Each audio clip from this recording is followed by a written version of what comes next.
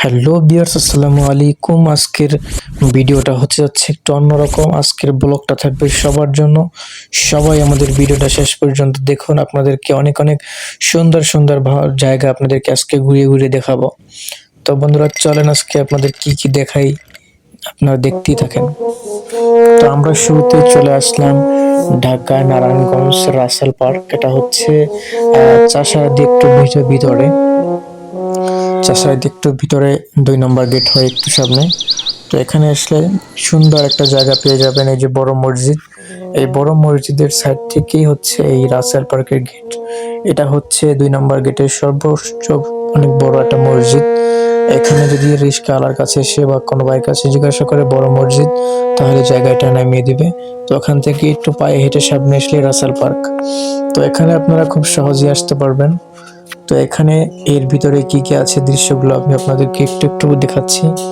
তো দেখেন বন্ধুরা, এটা হচ্ছে একটা পার্ক যেখানে অনেক গাছপালা, এবং আমি এখন যেটা দেখাচ্ছি সেটা হচ্ছে একটা বড় ডিগি।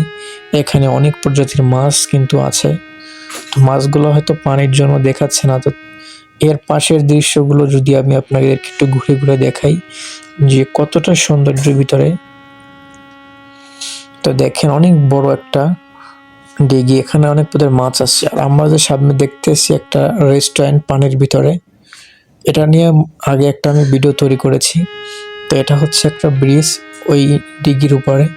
এই ব্রিজটা হচ্ছে অনেক উঁচুই, এখানে অনেকেই মানুষ ঘুরতে আসে এই ব্রিজটার উপরে উঠে। তো এরপরে আমরা একটু সামনের দিকে যদি চলে যাই তাহলে দেখা যাচ্ছে এখানে অনেক জনসংখ্যা, অনেক লোকজনের ভিড়, তারা সকলে ঘোরাঘুরি করতেছে। আসলে সবচেয়ে মজার ব্যাপারটা হচ্ছে এই রাসেল পার্কে কোনো টাকা লাগে না, কারণ এটা হচ্ছে সরকারি। তো এখানে অনেক পদের দোকান থাকে, অনেক পদের মানুষজন থাকে। কেউ এখানে বাচ্চাদের নিয়ে ঘুরতে আসে, আবারও কেউ বয়ফ্রেন্ড গার্লফ্রেন্ড এখানে ঘুরতে আসে।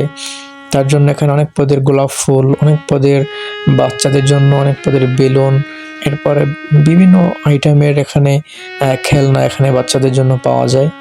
তো আপনারা চাইলে এই খেলনাগুলো এখান থেকে নিয়ে নিতে পারবেন খুবই অল্প দামে। এরপরে দেখেন বাচ্চাদের জন্য কত সুন্দর একটা জায়গা বানানো হয়েছে। এখানে বাচ্চারা ঘোরাফেরা করে এবং তাদের আম্মুরা পাশে থাকে। তো এটা হচ্ছে একটা ফ্যামিলি নিয়ে এখানে যারা আসে খুব অনায়াসে মজা করতে পারে।